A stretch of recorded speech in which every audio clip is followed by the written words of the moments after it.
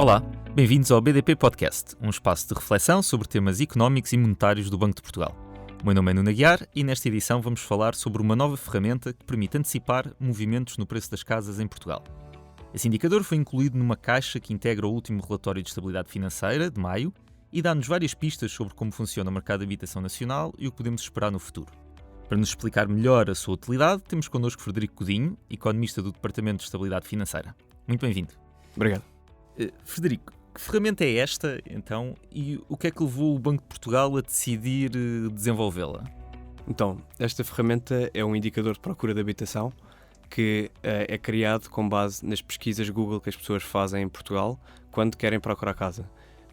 E então, olhamos para os volumes de pesquisa que as pessoas fazem do termo comprar casa em Portugal, assim como dos termos mais relacionados com o termo comprar casa que as pessoas fazem no Google, e adicionámos também os volumes de pesquisa das plataformas Idealista e Imó Virtual, e para todos estes volumes de pesquisa nós extraímos séries mensais de relevância de cada uma destas pesquisas do Google.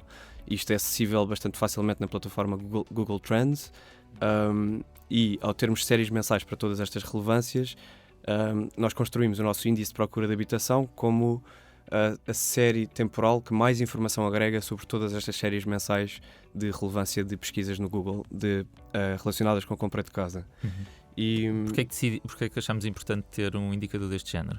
Pronto, este indicador dá-nos uma variação mensal desde janeiro de 2004 até maio de 2024 de qual é que foi a procura online que as pessoas fizeram em relação à compra de casa, o que nos dá uma estimativa da procura residencial em Portugal, e para além de medir a procura, também é útil, e isto seguindo também papers que já fizeram para o caso americano, estudaram também índices semelhantes baseados em pesquisas do Google, a fazer previsão dos preços, utilizar este indicador como um indicador avançado dos preços para termos uma noção do que é que pode acontecer no mercado habitacional no futuro.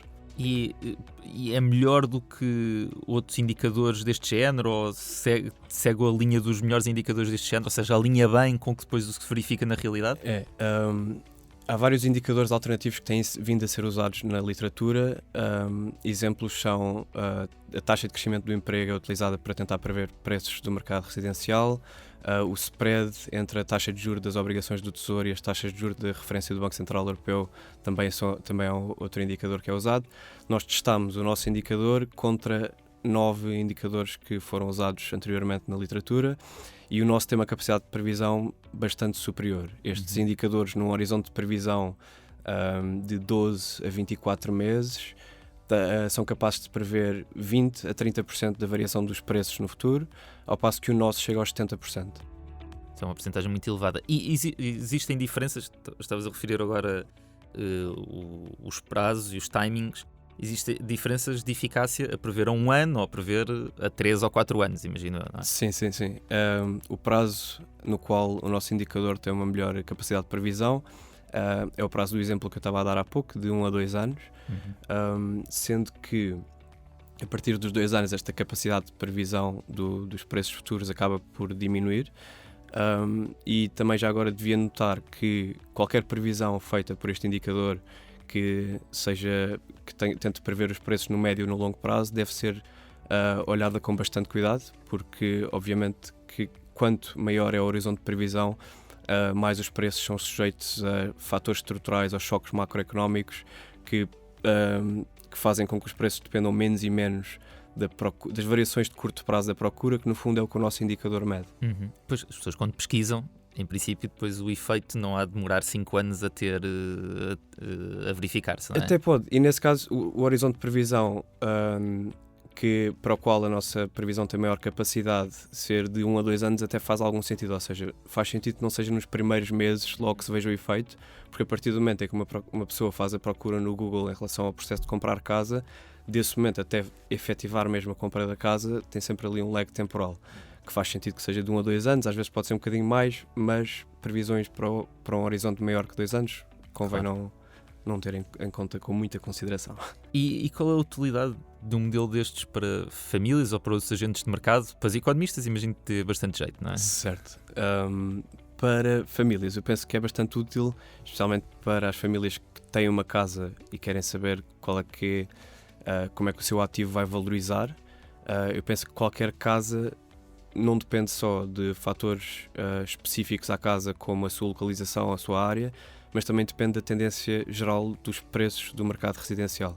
E se o nosso índice é capaz de prever qual é que é esta tendência geral dos preços no mercado residencial em Portugal, pode ser bastante útil para uma família qualquer que tenha uma casa e queira saber se o seu ativo vai valorizar ou desvalorizar, assim como uma família que está à procura de casa, assim como investidores de real estate ou qualquer economista preocupado com questões de estabilidade financeira. Vocês depois fazem uma coisa que é acrescentam ao modelo um índice de procura externa.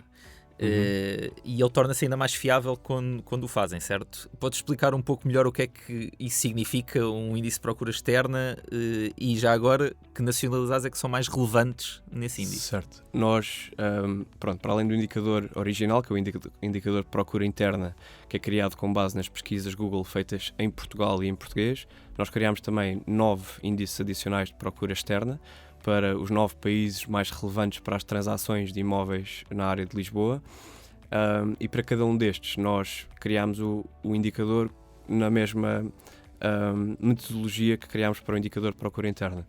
Ou seja, olhámos para a relevância das pesquisas Google feitas nesses países em relação ao mercado habitacional português.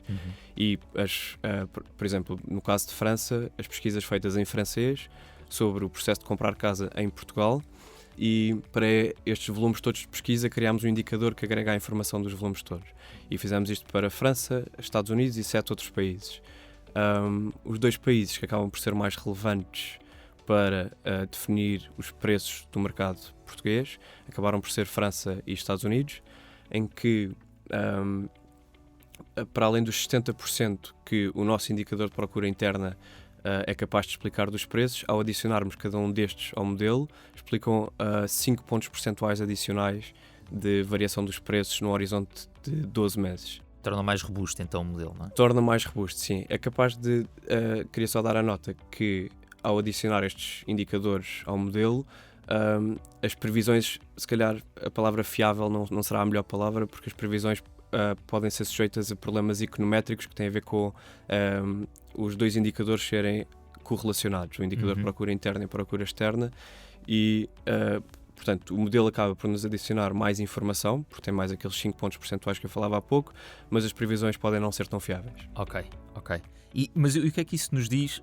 Ao aumentar esses 5 pontos percentuais, podemos tirar daí alguma conclusão sobre o nosso mercado de habitação, ou olharmos para essas 2 nacionalidades serem as mais relevantes?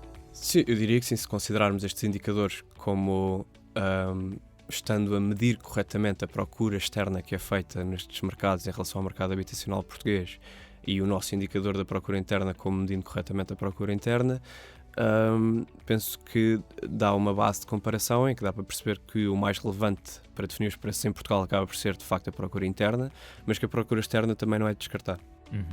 E se calhar a pergunta mais relevante para quem nos está a ouvir, se isto é um indicador avançado, o que é que ele nos diz sobre o horizonte de curto e médio prazo, os próximos meses, e o preço das casas em Portugal? Em relação... Pronto, já agora eu acho que disse há pouco, mas as previsões de médio e longo prazo devem ser olhadas com muito cuidado, e as de curto prazo também convém que sejam acompanhadas por que não olhemos para estas previsões como previsões que, dependendo de um só modelo, são as previsões que definem o que é que vai acontecer no mercado habitacional. Isto é uma ferramenta que foi criada mais com o intuito de ser utilizada, de ser complementar a modelos já existentes que têm em conta também choques macroeconómicos. De qualquer forma, as previsões para os próximos meses em relação à taxa de crescimento dos preços da habitação que tem acontecido em Portugal é que esta taxa de crescimento se mantenha positiva, mas que diminua ligeiramente. Frederico, muito obrigado por nos teres ajudado a perceber a relevância deste novo indicador e as pistas que ele nos dá sobre os custos de habitação em Portugal. Muito obrigado também a quem nos esteve a ouvir. Índice de procura de habitação para Portugal é o título da caixa no relatório de estabilidade financeira de maio. Tal como as outras publicações do Banco de Portugal, pode ser consultado em bportugal.pt. Siga-nos também no X, LinkedIn e Instagram. Até breve.